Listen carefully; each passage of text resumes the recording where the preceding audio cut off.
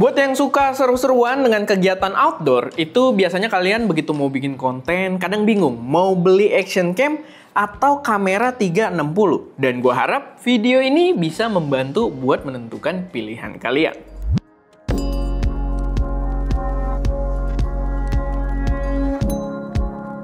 Halo semuanya, selamat datang di channel SMED dengan gue Erwin, dan pada video kali ini gue pengen bahas antara kamera 360 dan juga action cam. Dimana kedua jenis kamera ini adalah kamera yang paling populer di kalangan orang-orang yang suka seru-seruan dengan kegiatan outdoor gitu ya.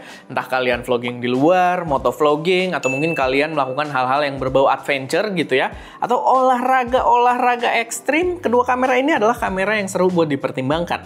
Cuman biasanya akan jadi pertanyaan nih, lebih baik beli yang mana? Kamera 360 atau kamera aksi atau action cam gitu ya. Dimana nggak semua orang punya budget yang fleksibel untuk langsung beli dua-duanya. Dan gue harap video ini bisa cukup membantu dalam kalian menentukan pilihan kalian. Tapi sebelum masuk ke pembahasannya, gue pengen ngingetin dulu kalau kita ada produk digital, dimana kalau kalian pengen bikin foto kalian terlihat lebih epic, kita ada preset Lightroom Creature yang bisa bikin gambar kalian jadi lebih seru dan dibantu juga dengan AI yang bisa auto detect subject untuk membuat gambar kalian jadi terlihat lebih menarik. Atau kalau kalian yang punya iPhone 15 Pro ke atas, kita juga punya Lux Professional yang bisa bikin footage Apple lock itu jadi punya warna layaknya kamera mirrorless. Dan kalau kalian udah kepo, kalian langsung aja cek link yang ada di deskripsi. Gue lagi banyak banget kepleset ya, mungkin harus ngopi dulu sedikit. Suaranya aneh, gue bebayangnya suaranya gitu, suara batu es, tapi kenapa bunyinya gitu tadi ya? Oke, balik lagi ke pembahasannya. Kita bahas by poin-poin dari masing-masing jenis kameranya, dan kita akan mulai dengan kamera 360-nya dulu.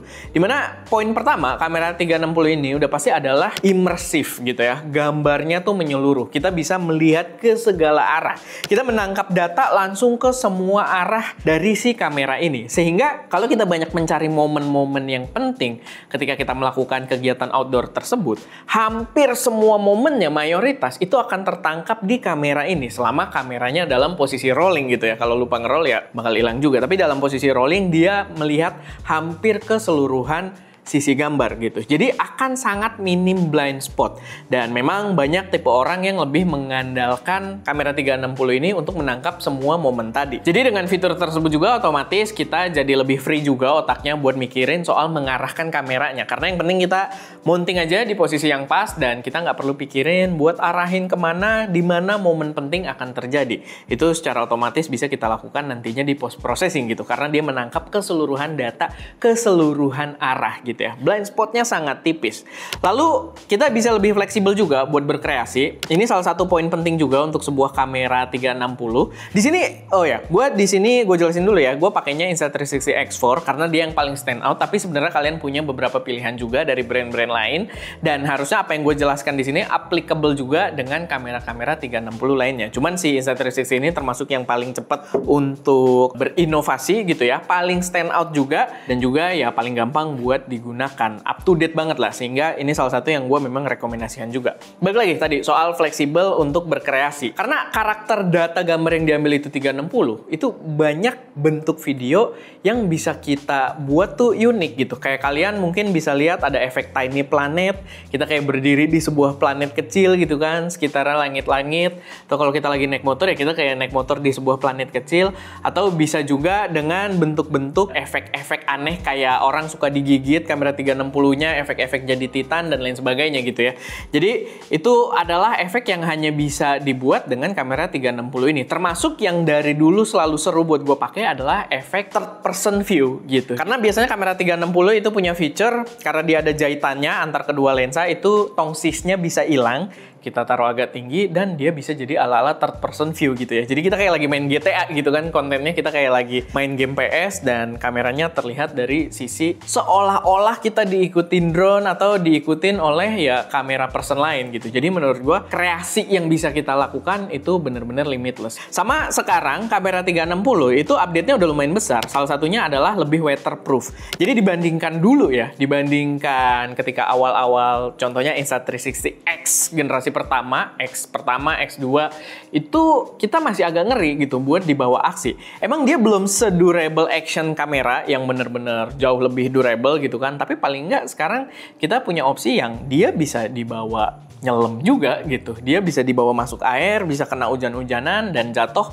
asal tidak terlalu parah, harusnya dia lumayan aman. Paling yang perlu dijaga adalah lensanya aja. Makanya biasanya kalau kalian memang pengen pakainya lebih ke action gitu ya, lebih punya resiko tertentu, kalian harus pasangkan sebuah lens guard kayak gini. Tapi sekarang pun desain lens guardnya oke ya. Kalau dulu kan pakai lem, sekarang dia udah bisa pakai jenis mounting gitu, tinggal kita tekan, putar, dia udah bisa. Karena kalau misalkan nggak pakai lens guard ya agak ngeri aja karena dia lensanya cembung gitu kan ke depan dan ya kalau jatuh kayak gitu, kalau tidak pakai lens guard tuh kita kayak gitu sendiri gitu. Tapi sekarang udah jauh lebih fleksibel, kita pakai ke berbagai jenis konten yang lumayan ekstrim, itu lebih peace of mind juga. Termasuk kita, tapi waktu itu sih sebenarnya bukan contoh ya, karena kita ada pakai yang versi 1 inch-nya dia yang bareng Leica, yang itu tidak se-proof seperti ini, tidak waterproof, tapi kita malah pakainya waktu itu main jet ski.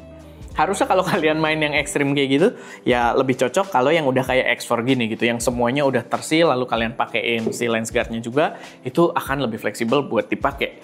Lalu kadang bisa juga itu dipakai untuk kebutuhan bisnis yang agak berbeda, untuk kamera 360 ya, karena dia punya pasar sendiri, kayak semacam virtual tour, kayak kalau kalian bisnis properti, bisnis mobil gitu ya, itu bisa jadi kalian ngambil konten yang jadi kayak virtual tour gitu. Kalian bisa taruh dari satu ruangan dan orang dari websitenya bisa tour gitu, ngeliat-liat ruangannya, bisa geser-geser. Begitu juga gue pernah ngerasain juga waktu lagi nyari-nyari mobil, ada juga sistem mobil juga kayak gitu. Jadi ketika ngeliatin interiornya dibikin ala-ala kayak imersif gitu, yang kita bisa nengok-nengok dan lain sebagainya lah. Ya agak limitless, walaupun udah mulai agak jarang ya. Sebenarnya kayak itu mungkin agak tren-trenan, tapi udah agak jarang. Cuman ya itu salah satu fungsi yang ya tidak bisa dibawa di action cam juga. Jadi salah satu poin yang menurut gue lumayan oke. Cuman komprominya ada. Kalau dari kamera 360 kayak gini biasanya butuh proses post production yang lebih panjang gitu. Karena dia ngerekamnya itu dalam format dia gitu. Format dengan ya gambarnya 360 gitu kan. Gambarnya 360, resolusinya dibagi gitu ya. Sehingga mungkin ketika ngarah ke satu tempat tidak setajam itu. Sama ya kita harus proses mau nggak mau. Kita nggak bisa langsung upload begitu aja. Kita dari data yang ada biasanya harus pakai aplikasi dia. Kita arahin mau ngarah kemana. Walaupun sekarang udah dipermudah ya dengan Insta360 itu kita bisa tracking orang, kita bisa tracking barang atau si subjeknya, sehingga ketika kita post processing ya akan lebih cepat walaupun tetap akan makan waktu gitu. Bahkan dari situ kita akan ekspor juga ya. Jadi videonya akan kita ekspor lagi, jadi ya post processingnya agak panjang gitu, sehingga mungkin untuk beberapa orang itu akan lumayan menghambat buat bikin konten yang lumayan cepat. Nah sekarang kalau kita berbicara soal action cam-nya, atau ya mungkin kita bilang bentuk action cam yang lebih konvensional gitu ya, bukan kamera 360. Pertama, biasanya mereka membawa kualitas gambar yang lebih baik gitu ya. Gambarnya lebih tajam, lebih bagus, dynamic range-nya. Karena mereka itu berfokus ke satu tempat doang. Jadi kalian kalau misalkan beli kamera 360, terus mereka bilang resolusinya 5K atau 8K atau semacamnya, ya 8K tersebut akan dibagi terhadap keseluruhan angle gitu, keseluruhan dari gambar kita yang ya menyeluruh gitu segala arah. Sedangkan kalau kita action cam itu mau 4K, mau 5K, mau 8K, itu akan berfokus ke frame yang kita ambil doang.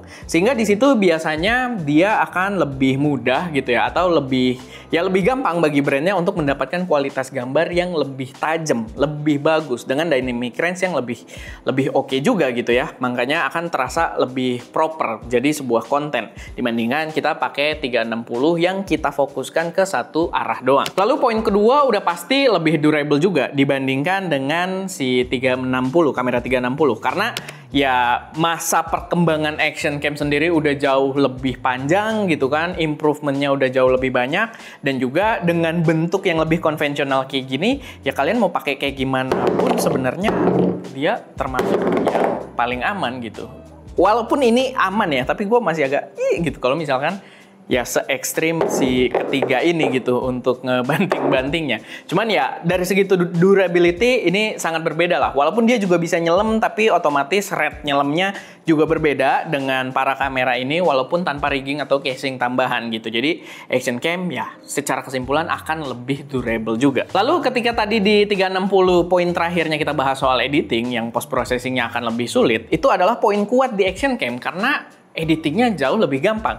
Karena mereka menggunakan format video yang konvensional gitu. Karena mereka tidak ngambil data 360. Dia udah dalam bentuk satu video kotak yang biasanya mereka udah dengan format-format yang cukup familiar juga. Ya mungkin ada beberapa kamera yang ada RAW-nya atau mungkin ada mode pro gitu ya yang kayak ngambil keseluruhan sensor kayak ala-ala open gate kalau di kamera mirrorless. Tapi secara overall biasanya mereka menggunakan kayak H265 gitu kan yang bahkan kita dari kamera langsung ke HP langsung upload pun itu bisa gitu. Yang itu tidak begitu, walaupun sama sih ini juga ke HP pindahnya, cuma ya masuk ke aplikasi dia dulu. Tapi kalau si action cam itu bisa langsung ke platform sosial media gitu, karena balik lagi videonya sangat friendly untuk kita gunakan. Sama dari situ dia juga akan translate ke penggunaan storage yang lebih irit. Balik lagi, tadi kebanyakan action cam itu secara default menggunakan H265. H265 itu sebutan lainnya adalah HEVC, High Efficient Video Codec gitu. Jadi mereka menggunakan codec yang ya format video ini, video dengan durasi yang sama, ukurannya akan lebih kecil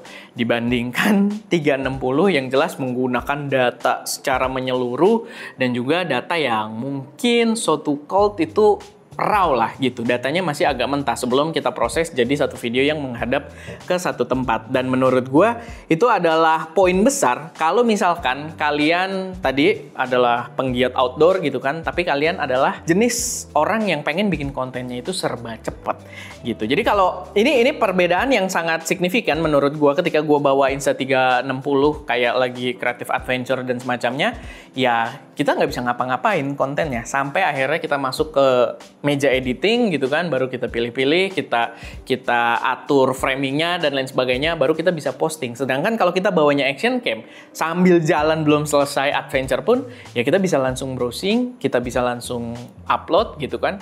Bisa juga sih dengan ini, tapi ya kita tetap harus duduk dulu gitu kan, kita transfer, duduk, kita framing, kita apain, itu pun biasanya kita akan nunggu prosesnya dan kita akan lihat lagi gitu, kita akan koreksi kalau misalkan ada kameranya nengok, salah keyframe gitu kan, dan lain sebagainya. Jadi secara proses sangat berbeda, kalian bisa lebih satset kalau kalian pakai action cam. Jadi overall sebenarnya kalian tinggal pilih aja sih, kalian tipe yang seperti apa penggunanya. Kalau kalian mencari kamera yang bisa langsung menangkap semua momen dan menghasilkan bentuk gambar-gambar yang unik, ya menurut gua kamera 360 adalah pilihan terbaik. Tapi kalau kalian mencari value dengan kualitas ketajaman gambar yang lebih bagus, file yang lebih mudah buat diedit dan ya penggunaan yang lebih satset gitu ya, menurut gua action cam akan lebih tepat buat kebanyakan orang. Kalau kalian masih bingung nih mau beli kamera yang mana, kalian bener-bener pemula di ranah kamera dan kalian cuma doyan bikin video outdoor, penasaran, pengen mulai bikin konten, dan setelah nonton video ini sampai titik ini masih bingung, gua akan lebih menyarankan kalian ngambil yang tipe action cam dulu gitu. Dan action cam juga kalian pilihannya banyak ya, Insta360 sendiri juga punya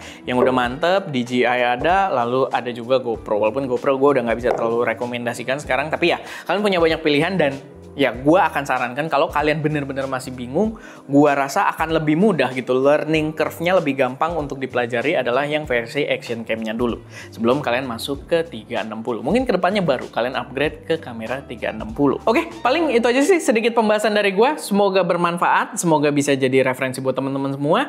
Boleh banget kalian taruh juga pendapat kalian atau pengalaman kalian pakai action cam atau kamera 360 di kolom komentar, karena gue rasa itu bakal ngebantu juga buat teman-teman yang lain yang lagi mempertimbangkan buat beli antara kedua jenis kamera ini.